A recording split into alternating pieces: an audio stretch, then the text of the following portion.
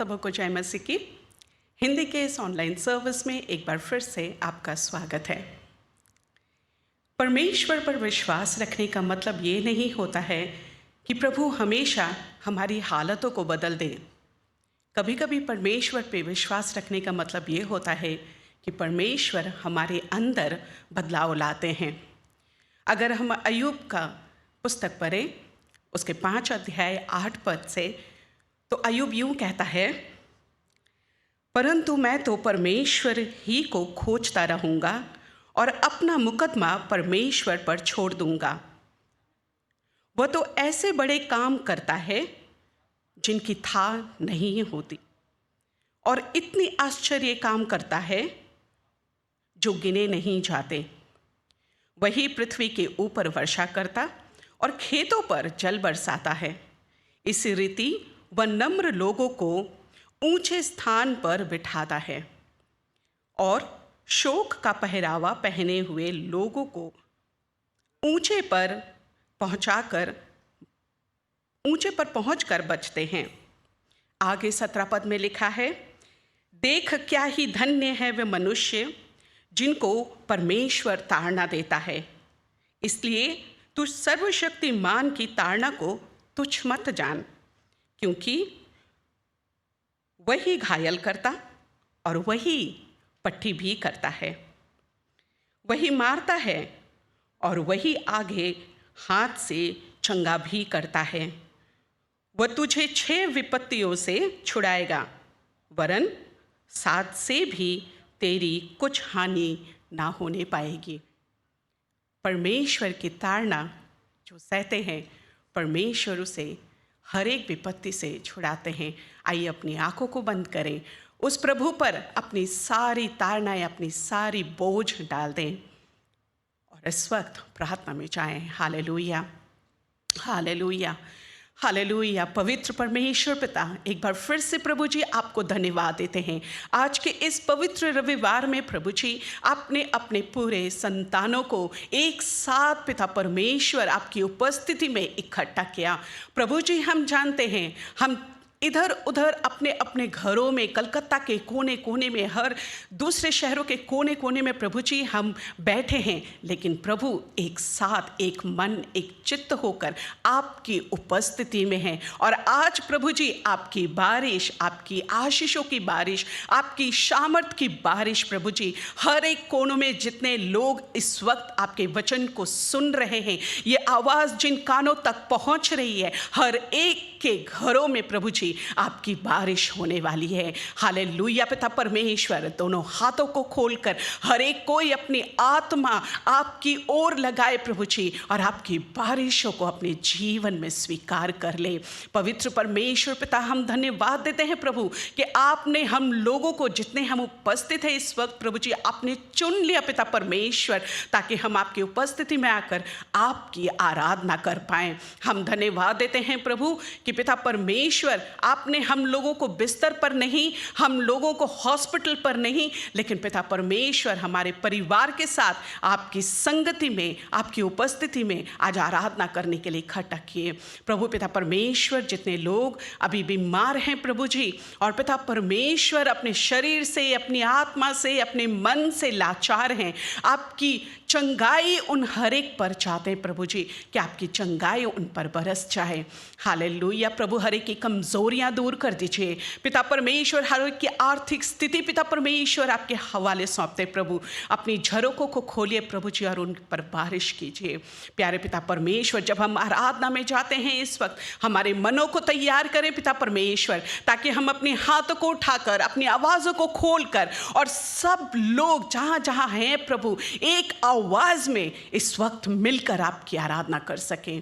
प्यारे पिता परमेश्वर, हम धन्यवाद देते हैं हमारा आराधना की टीम के लिए प्रभु जी। पिता परमेश्वर, एक एक के गलों को छुए प्रभु जी, उनके द्वारा आपकी आत्मा आज बह जाए प्रभु हमारे शहर के हर एक कोनों में। प्यारे पिता परमेश्वर, हम आपके दास को भी आपके हाथों में सौंपते प्रभु। जो वचन आपने तैयार किया आज हमारी आत्मिक भूख को पूरा करने के लिए प्रभु जी, वो आपके दास द्वारा, आपकी आत्मा द्वारा प्रभु जी हम तक पहुँचे। पूरी सभा को आपके हवाले सौंपते हैं, सारी आदर महिमा आपको देते हैं। विनती यीशु नासरी के नाम से चाहते दया से सुनिए और ग्रहण कीजिए, आमीन।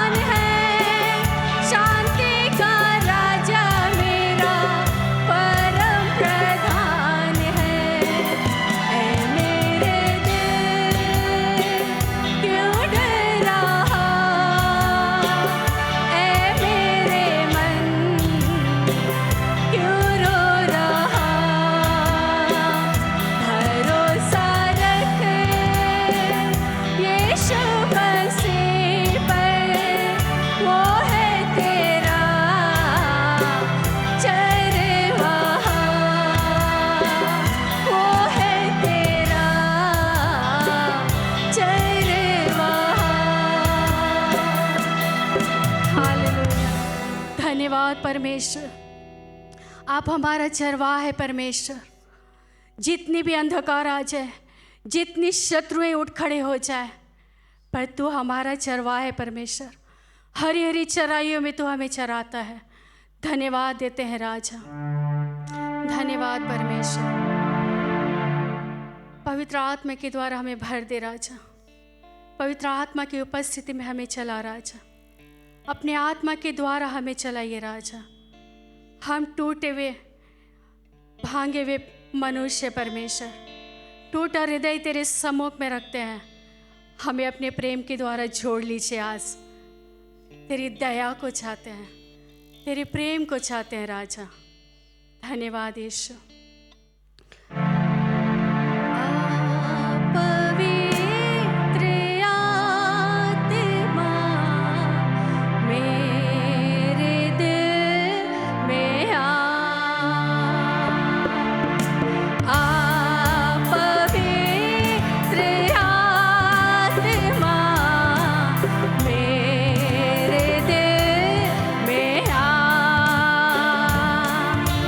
मेरे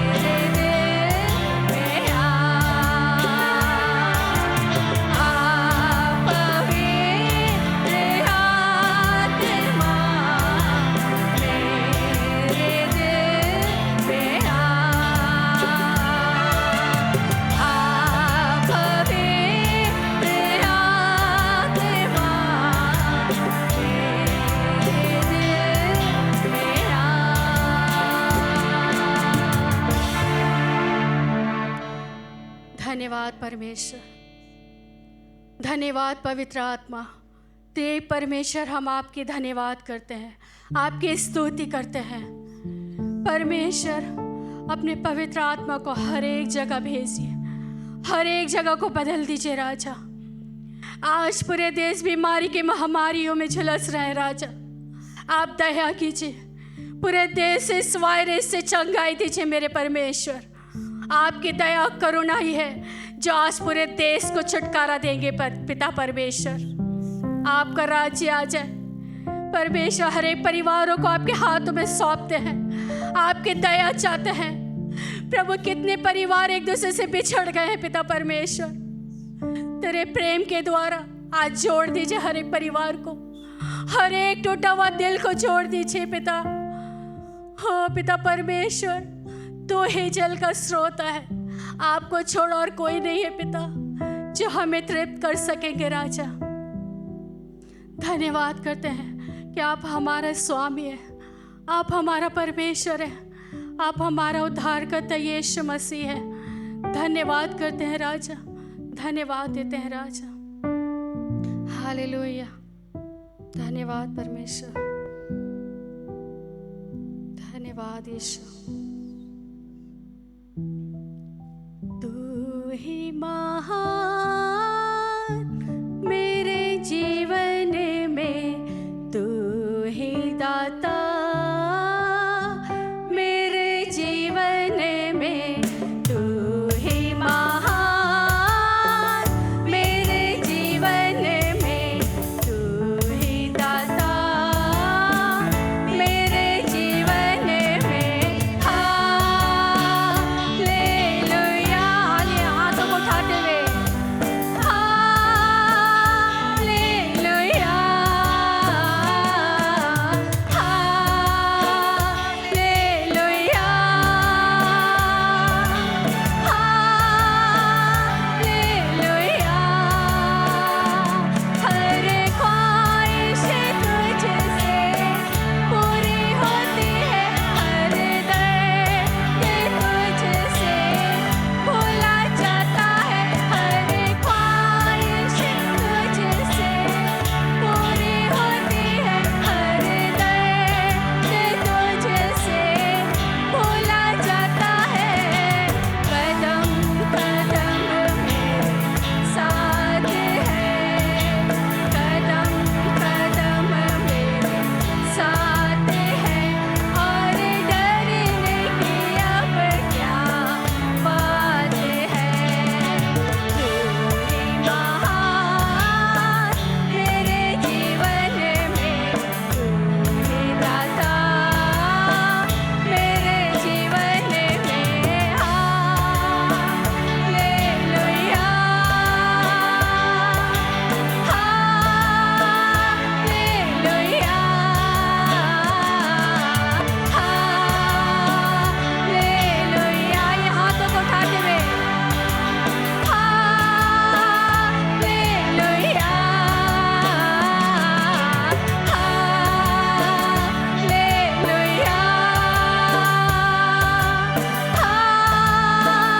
हालेलुया।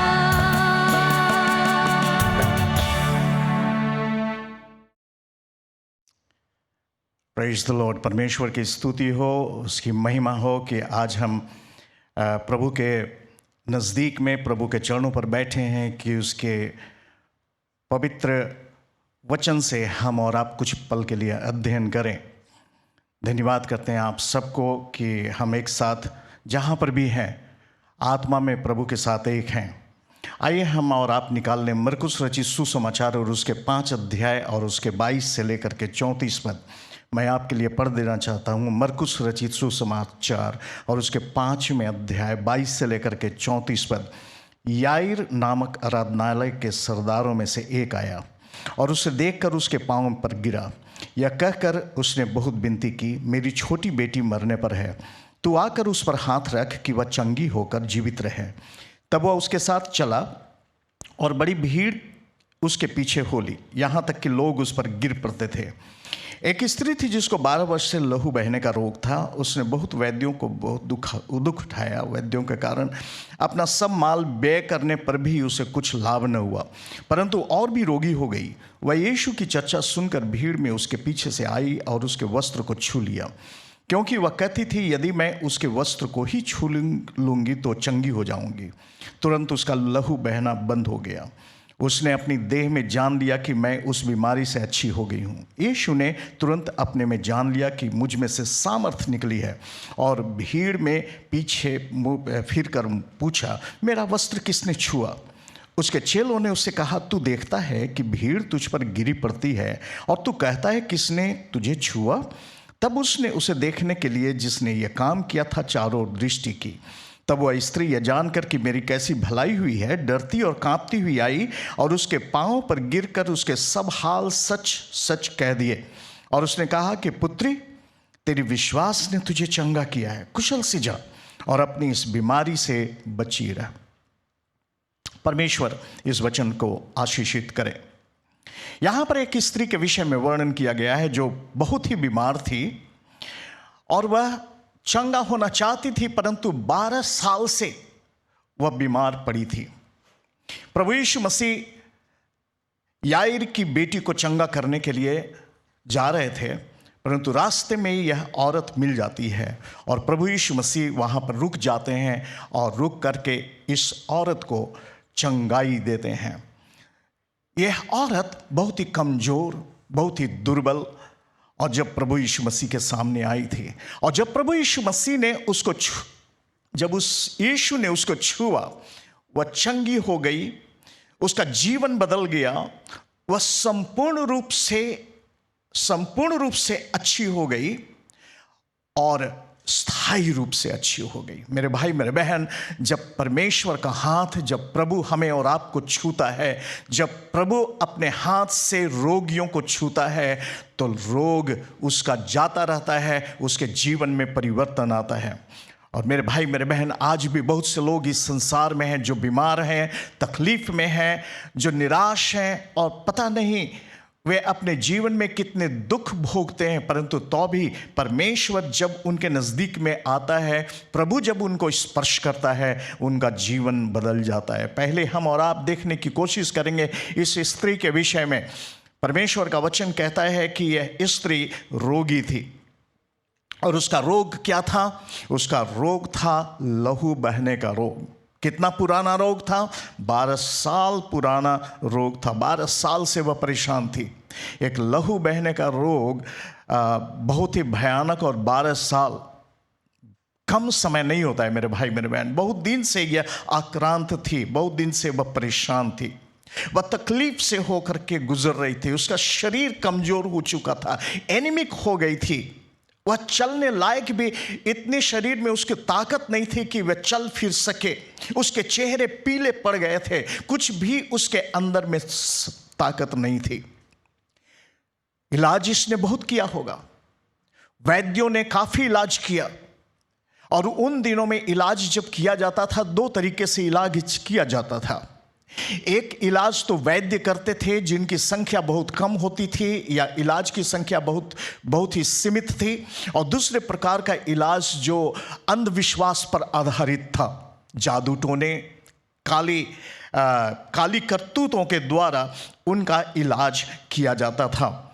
और उस इलाज में इस औरत ने अपने सारे पैसे, सारे धन दौलत समाप्त कर चुकी थी, परंतु तो भी यह औरत बीमार थी। सामाजिक दृष्टि से यदि देखा जाए तो यह औरत सामाजिक दृष्टि से काफी दुख को उठाई थी।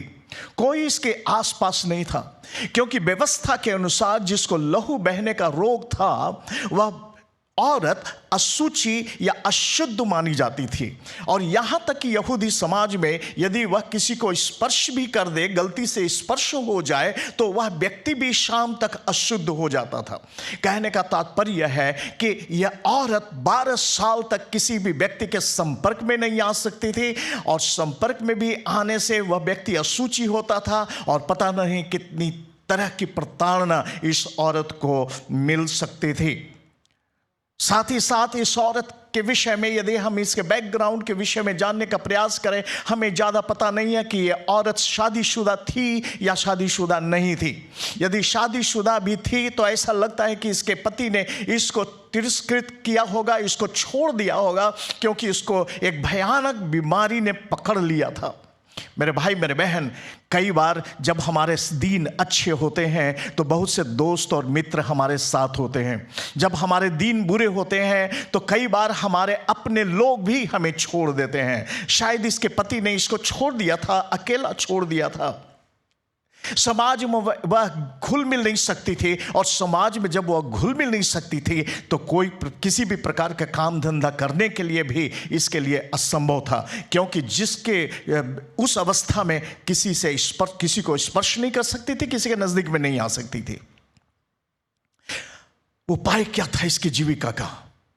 मैं समझता हूं कि इसके जीविका का उपाय एक भीख मांगने के सिवा और कुछ था ही नहीं, और सामाजिक रीति से भी बहुत अधिक इसने दुख को उठाया। समाज में भी काफी इसको प्रताड़ना मिली। मानसिक रीति से वह घायल हो चुकी थी। जहां पर भी जाती थी शायद कोई भी इसका साथ देने वाला नहीं था। और भूल जाइए, मंदिर में तो जाना बिल्कुल ही मना था। परमेश्वर के साथ संपर्क रखना तो बिल्कुल ही मना था। वह मंदिर में नहीं जा सकती थी, आराधना नहीं कर सकती थी। वह हर तरफ से एक अयोग्य स्त्री थी। सारी धन दौलत को गंवा चुकी थी। कुछ भी नहीं था उसके पास, कोई आशा नहीं था, कोई भी अच्छे दिन नहीं थे। सिर्फ एक ही चीज उसके सामने था, कब मौत उसको ले ले। मैं नहीं जानता हूं कि कितने बार वह शायद अपने मन ही मन दुआ मांगती होगी कि प्रभु, इस तरह की जिंदगी जीने से अच्छा है मुझे उठा ले। मैं नहीं जानता हूं। मेरे भाई मेरे बहन, आज भी इस संसार में कई लोग जिनके जीवन में आशा चली जा चुकी है। आशा नहीं है, निराश वे हैं, कोई अच्छे दिन नहीं है, सिर्फ बुरे दिन का सामना कर रहे हैं। कभी कभी वे शायद ये भी मानते हैं, कब तक मैं इस जिंदगी को जीऊंगा। कई बार जब हम मनुष्य निराश हो जाते हैं, टूट जाते हैं, तो इस प्रकार की भावनाएं आती हैं। जवानों में भी इस प्रकार की भावनाएं आती हैं। आजकल बच्चों में भी इस प्रकार की भावनाएं आती हैं कि कैनो किस लिए। और शायद ये औरत भी अपने जिंदगी में मौत मांग रही होगी, परंतु परमेश्वर की योजना कुछ और थी। इस औरत के जिंदगी की चाहत कुछ और थी। यह चाहती थी अपने मन से कि मेरी जिंदगी में कुछ परिवर्तन आ जाए, मेरे जीवन में कुछ बदलाव आ जाए। इस औरत के विषय में यदि हम 27वें पद को हम देखें, यीशु की चर्चा सुनी। इस औरत ने यीशु के विषय में सुना था। हालेलुया, इसने यीशु के विषय में सुना था। आज भी बहुत से लोग इस संसार में हैं जिन्होंने यीशु के विषय में नहीं सुना है। मेरे भाई मेरे बहन, वे यीशु के विषय में नहीं सुना है। यदि वे यीशु के विषय में सुने, उनके जीवन में एक परिवर्तन आता है। 28वें पद को जब हम देखते हैं, वह कहते थे, यदि मैं उसके वस्त्र को छू लूंगी तो चंगी हो जाऊंगी। कितनी बड़ी आशा थी, कितना बड़ा विश्वास था इस औरत के अंदर में, इस औरत के हृदय में, कि यदि इस यीशु के वस्त्र को छू लूंगी तो मैं चंगी हो जाऊंगी। आप जानते हैं ये औरत अशुद्ध थी और इसके सामने चैलेंज था। यदि गलती से किसी व्यक्ति को स्पर्श कर दे तो उसकी तरफ से इतनी ज्यादा प्रताड़ना आती थी, परंतु उसने अपने जीवन में रिस्क लेना सीखा।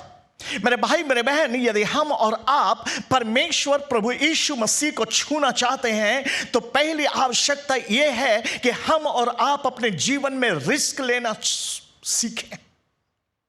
लोग क्या कहेंगे, लोग डांटेंगे, मारेंगे, कूटेंगे, ये सारी चीजें उस औरत के सामने थी, परेशानियां थी, परंतु एक चीज में वह दृढ़ थी, यदि मैं यीशु के वस्त्र को छू लूंगी तो चंगी हो जाऊंगी। इतना विश्वास था कि यीशु उसको चंगाई दे सकता है, इतना भरोसा था कि यीशु उसके जीवन को परिवर्तन कर सकता है। यदि मैं यीशु के वस्त्र को छू लूंगी तो मैं चंगी हो जाऊंगी। मेरे भाई मेरे बहन, आज भी यीशु हमारे और आपके लिए आशा का कारण है।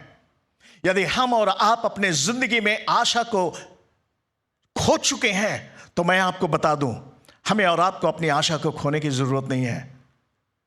यीशु में हमें आशा, यीशु में हमें अभी भी आशा है। परमेश्वर का वचन कहता है कि आकाश के नीचे पृथ्वी के ऊपर सिर्फ एक नाम है जिस नाम में उद्धार है, जिस नाम में छुटकारा है, जिस नाम में चंगाई है, और वह यीशु का नाम है। फिर यूहन्ना 14:6 में प्रभु यीशु मसीह कहते हैं, सत्य मार्ग और जीवन मैं हूं। यीशु ने कहा, सत्य मार्ग और जीवन मैं हूं। जो मुझ पर विश्वास करता है वह कभी नाश नहीं होगा। यीशु ने कहा, प्रभु यीशु मसीह पर यदि जो विश्वास करते हैं वे कभी भी नाश नहीं होते हैं। मेरे भाई मेरे बहन, इस औरत को तीसरी बात की संपूर्ण रूप से छुटकारा मिला।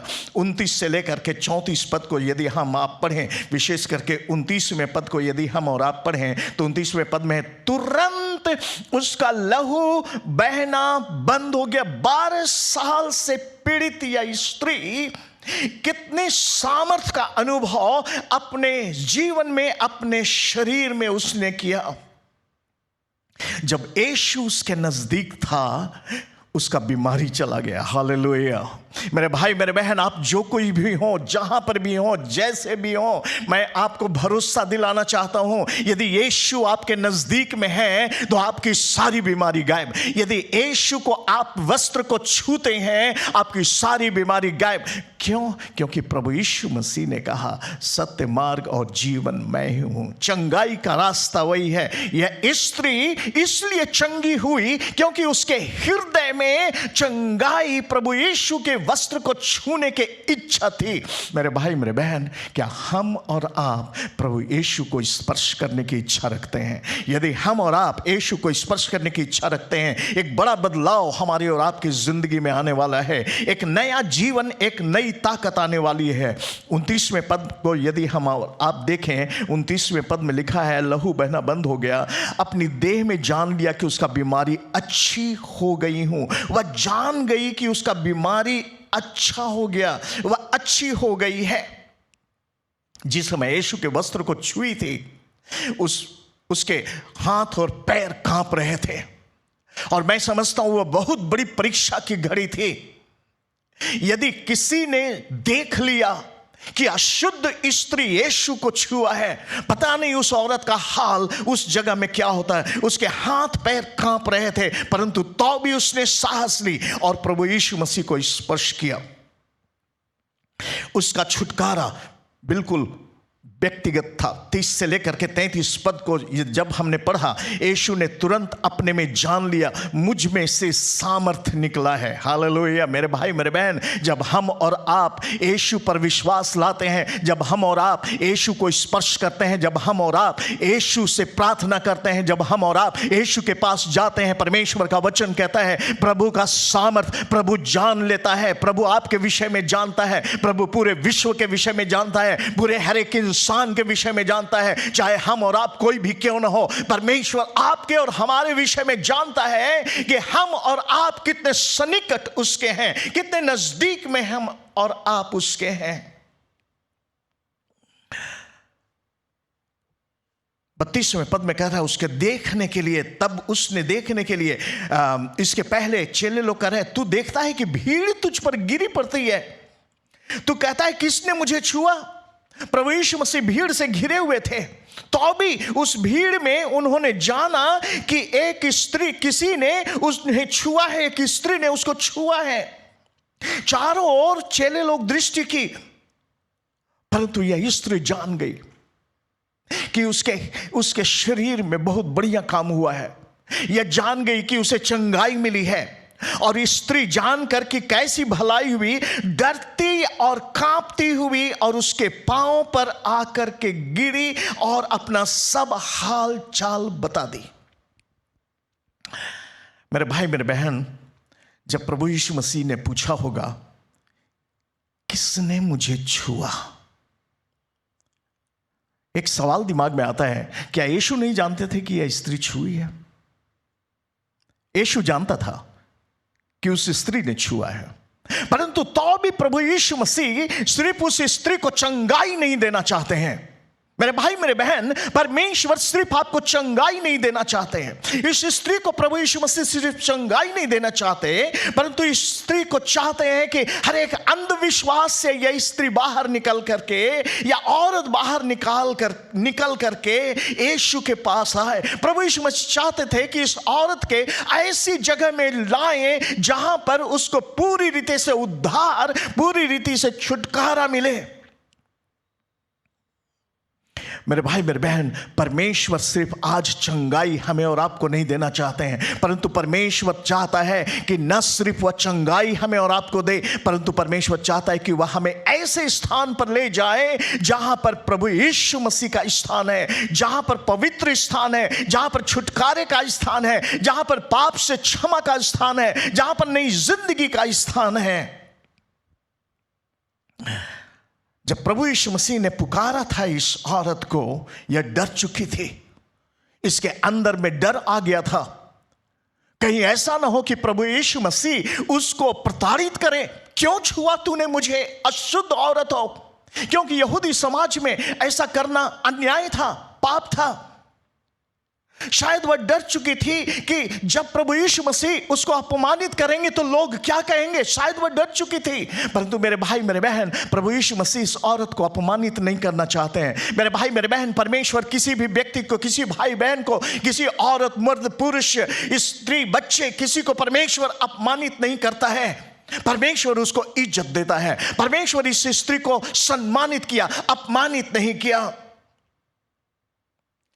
प्रभु यीशु मसीह इसको प्रताड़ित नहीं किया, परंतु प्रभु यीशु मसीह इसकी सहायता की।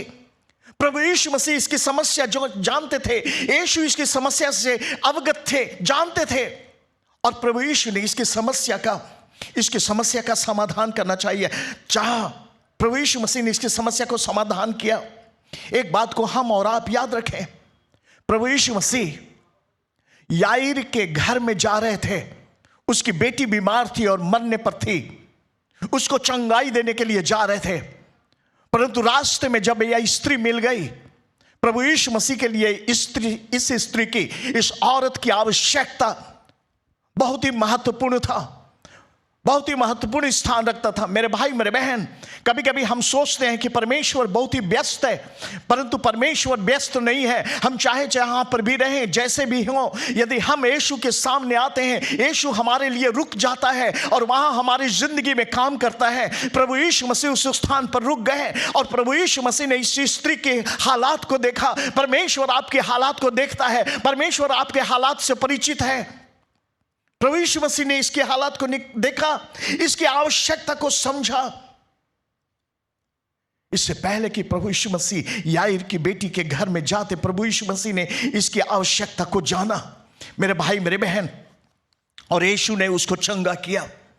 जब वह चंगी हो गई, 34वें पद को यदि हम और आप देखें, जब वह अच्छी हो गई, चंगी हो गई, भली हो गई, उसने उससे कहा, पुत्री, तेरे विश्वास ने तुझे चंगा किया है, कुशल से जा और अपनी इस बीमारी से बची रह। मेरे भाई मेरे बहन, एक नया रिश्ता कायम हुआ। परमेश्वर और मनुष्य के बीच में एक नया रिश्ता वहां पर आ गया। अभी तक वह बहुत ही दूर थी, परमेश्वर से, मंदिर से दूर थी, मनुष्य जाति से दूर थी, अपने परिवार वालों से दूर थी, काफी दूरत्व स्थान पर वह स्त्री थी, कोई उसका नहीं था। परंतु प्रभु यीशु मसीह ने जब चंगाई दी और जब वह चंगी हो गई, प्रभु यीशु मसीह ने एक नया रिश्ता जोड़ दिया और यीशु ने उससे कहा, पुत्री, बेटी। मेरे भाई मेरे बहन, इस संसार में कई स्त्रियां, कई बेटियां अपने आंख के आंसू को रात और दिन बहा रहे हैं। उनका हृदय तरस रहा है, कोई मुझे बेटी करके पुकारे। बेटी को प्रताड़ित किया जा रहा है, परंतु उनका हृदय रो रहा है। कोई नहीं है उनको बेटी कह के पुकारने के लिए, परंतु प्रभु यीशु मसीह कहते हैं, पुत्री, बेटी। एक रिश्ता, पिता और पुत्री का एक रिश्ता। परमेश्वर का वचन कहता है जितनों ने उस पर विश्वास किया प्रभु ने उसे अपना संतान, अपना बेटा और बेटी होने का अधिकार दिया। मेरे भाई मेरे बहन, जब हम और आप प्रभु यीशु मसीह को अपने जीवन में ग्रहण करते हैं उस समय हमारे हृदय में एक शांति आती है, एक अंगीकार आता है। प्रभु ने हमको ग्रहण किया, दुनिया ने मुझे ठुकराया परंतु यीशु ने ग्रहण किया। मेरे भाई मेरे बहन, दुनिया शायद आपको ठुकरा दे परंतु यीशु आपको ग्रहण करता है। यीशु आपको अपना लेता है और एक नया रिश्ता दे रहा है। पहले यूहन्ना की पुस्तक 3 अध्याय के 1 और 2 में पिता ने हमसे ऐसा प्रेम किया, हम परमेश्वर की संतान कहलाए। हम हैं भी, इस कारण संसार हमें नहीं जानता। जब हम परमेश्वर की संतान हैं तो संसार हमें नहीं जानता क्योंकि उसने उसे नहीं जाना। हे प्रियो, अभी हम परमेश्वर की संतान हैं, अब तक हमें प्रकट नहीं हुआ कि हम क्या आगे कुछ होंगे। इतना जानते हैं कि जब वह प्रकट होगा तो हम भी उसके समान होंगे क्योंकि उसको वैसा ही देखेंगे जैसा वह है। आमीन, हालेलुया, वैसा ही देखेंगे। मेरे भाई मेरे बहन, जब हम प्रभु यीशु मसीह पर विश्वास करते हैं, प्रभु यीशु मसीह नया जीवन देता है, हमारा जीवन बदल देता है, तो हमारा घर, स्वर्ग हमारा घर बन जाता है। यूहन्ना की पुस्तक 14 अध्याय 1 से 3 पद में लिखा है, तुम्हारा मन व्याकुल न हो, तुम परमेश्वर पर विश्वास रखते हो, मुझ पर भी विश्वास रखो। मेरे पिता के घर में बहुत से रहने के स्थान है, यदि ना होते तो मैं तुमसे कह देता। मेरे भाई मेरे बहन, परमेश्वर का पुत्र यीशु हमारे लिए स्थान को तैयार करता है। न सिर्फ इतना ही, हम परमेश्वर के वारिस भी हैं। हालेलुया। इस संसार में अपने माता पिता की वारिस, अपने पूर्वजों की वारिस इत्यादि सांसारिक रूप से हम गणना करते हैं, परंतु परमेश्वर का वचन कहता है हम अपने पिता की वारिस। रोमियो की पत्री और उसके 8 अध्याय 17 पद में लिखा हुआ है, यदि संतान है तो वारिस भी, वरन परमेश्वर की वारिस और मसीह के संगी वारिस है। जबकि हम उसके साथ दुख उठाएं तो उसके साथ हम महिमा भी पाएं। आमीन। पाप से संपूर्ण रूप से परमेश्वर ने हमें छुटकारा दिया है। रोमियो की पत्री 6 अध्याय 14 पद में कहता है, तुम पर पाप की प्रभुता नहीं होगी क्योंकि तुम व्यवस्था के अधीन नहीं परंतु अनुग्रह के अधीन हो। हालेलुया। परमेश्वर के अब हम शत्रु नहीं हैं परंतु परमेश्वर के अब हम संतान हैं। जब हमने विश्वास किया, प्रभु ने चंगाई दिया। मेरे भाई मेरे बहन, चाहे हमारी पाप रूपी बीमारी कितनी भी पुरानी हो, कितनी भी भयानक, कितनी भी भयंकर क्यों नहीं हो, प्रभु यीशु मसीह हमारे गुनाहों को क्षमा करता है। परमेश्वर का पुत्र हमारे गुनाहों को क्षमा करता है। जो कोई उस पर विश्वास करे वह नाश न हो परंतु अनंत जीवन पाए। हम और आप चाहे कोई भी क्यों ना हो, आप सुनने वाले कोई भी नहीं क्यों ना हो, परमेश्वर आपसे प्यार करता है। परमेश्वर आपको नया रिश्ता देना चाहता है। परमेश्वर एक नए छुटकारा देना चाहता है। परंतु क्या हम और आप उसकी चंगाई का अनुभव आज करना चाहते हैं? क्या हम और आप उसके स्पर्श को पाना चाहते हैं? क्या हम और आप विश्वास के साथ उसके वस्त्र के छोर को हम और आप छुएंगे और कहेंगे, प्रभु मैं चंगा होना चाहता हूं? मेरे भाई मेरे बहन, परमेश्वर आपकी जिंदगी में तब तक काम नहीं करेगा जब तक आप उसको स्पर्श नहीं करेंगे। और परमेश्वर चाहता है कि आपको चंगाई दे, आपको छुटकारा दे, आपके गुनाहों को क्षमा दे। यदि आप अपने जीवन में बदलाव चाहते हैं, यदि आप अपने जीवन में कुछ नया चाहते हैं, मैं आपको उत्साहित करना चाहता हूं, हम और आप यीशु के पास आए, हम और आप प्रभु के पास आए। वह स्त्री अपने में निश्चित थी, उसके सामने चैलेंजेस थे, चुनौतियां थी, उसके सामने बहुत सी मुसीबतें थी, रुकावटें थी, परंतु तो भी वह स्त्री बिल्कुल अपने में दृढ़ थी, यदि मैं यीशु के वस्त्र को भी छू लूंगी तो मैं चंगी हो जाऊंगी। और आज यदि यीशु को आप स्पर्श करें, परमेश्वर आपको चंगाई दे। हालेलुया। आइए हम प्रार्थना करें, अपने प्रार्थना में सर को झुकाएं, अपने आप को प्रभु के हाथ में दें और कहें, प्रभु तू मुझे चंगाई दे, मेरे मन को चंगाई दे, मेरी आत्मा को चंगाई दे, प्रभु मुझे एक नया रिश्ता दे।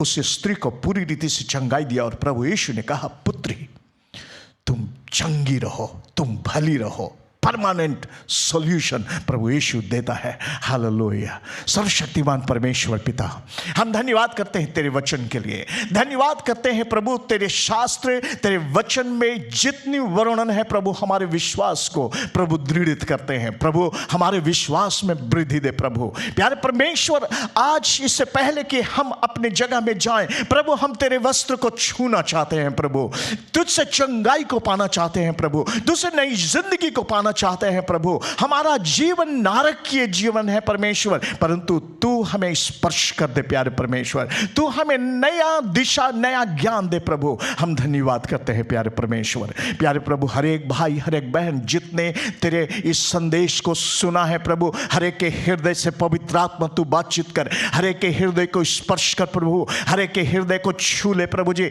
हर एक के हृदय में काम कर प्रभु, हर एक परिवार को प्रभु जी नई आशीष दे, नई ताजगी दे, नई तसल्ली दे प्रभु, नया जीवन दे प्यारे परमेश्वर। कोई भी नाश ना हो परंतु अनंत जीवन पाए प्रभु जी, कोई भटके नहीं जाए, कोई तुझसे छोड़ करके भाग नहीं जाए, तुझे छोड़ करके खो न जाए, परंतु परमेश्वर तेरे पास वो रहने वाला बन जाए। आदर महिमा तुझे देते हैं प्रभु। प्यारे प्रभु, हम प्रार्थना करते हैं उन सभी भाई बहनों के लिए जो दुखित हैं, निराश हैं, अपने जीवन में परेशान हैं, उनको छू ले प्रभु जी। जो बीमारी के शिकार हैं, चाहे कैसी भी बीमारी हो, तो अपना लहू उन पर लगा प्यारे परमेश्वर। प्रभु जी, हम तुझसे प्रार्थना करते हैं हमारे देश को तू अपने हाथों में, तू अपने लहू में छिपा करके रहे। हमारे देश को संभाल प्रभु, हर एक नेतृत्वगण, हर एक नेतागण, हर एक कलीसिया, हर एक मंडली, हर एक को प्रभु जी तो आशीष थे। अपनी शांति, अपनी कुशलता हमारे देश में भेज दे प्रभु। हर एक जन जो बेरोजगार हैं उनकी सुधि ले। यीशु के महान पवित्र सामर्थी नाम से प्रार्थना को मांगते हैं, सुन और ग्रहण कर। आमीन, आमीन। परमेश्वर आपको आशीष दे। हमारे साथ सभा में जुड़े रहने के लिए आपका बहुत बहुत धन्यवाद। आशा करती हूँ कि परमेश्वर ने आज अपने अनोखे वचन से आपके जीवन में बहुत सारी आशीषें जोड़ी हैं। अगर आपको परमेश्वर के विषय में और भी जानकारी चाहिए, या आपके परिवार में प्रार्थना की ज़रूरत है, या परमेश्वर ने आपके जीवन में अद्भुत कार्य किए हैं और वो आप सबके साथ बांटना चाहते हैं, तो स्क्रीन पे दिए हुए व्हाट्सएप नंबर पे आप ज़रूर लिखें। हमारी प्रार्थना की टीम आपके साथ जुड़ेंगे, प्रार्थना करेंगे और सब मिलकर परमेश्वर की धन्यवाद करेंगे।